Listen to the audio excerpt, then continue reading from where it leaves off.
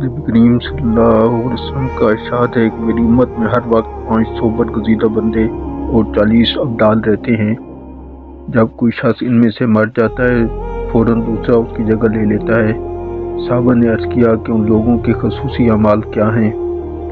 तो आप सल्लल्लाहु अलैहि वसल्लम ने इरशाद फरमाया कि जुल्म करने वालों से दरगुजर करते हैं और बुराई का मामला करने वालों से भी एहसान का बर्ताव करते हैं और अल्लाह के अता फरमाए हुए रिज़्क़ में लोगों के साथ हमदर्दी और गमखारी का बर्ताव करते हैं।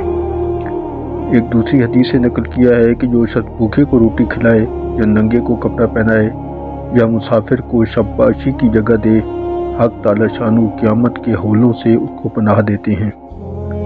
याह्या बरमकी रहमतुल्लाह हज़रत सुफियान थौरी रहमतुल्लाह अलैह पर हर माह 1000 दिरहम खर्च करते थे, तो हज़रत सुफियान रहमतुल्लाह सजदे में उनके लिए दुआ करते थे कि या अल्लाह, याह्या ने मेरी दुनिया की किफ़ायत की, तू अपने लुत्फ़ से उसकी आखिरत की किफ़ायत फरमा।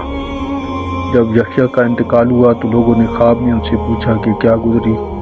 उन्होंने कहा कि सुफियान की दुआ की बदौलत मग़फ़िरत हुई।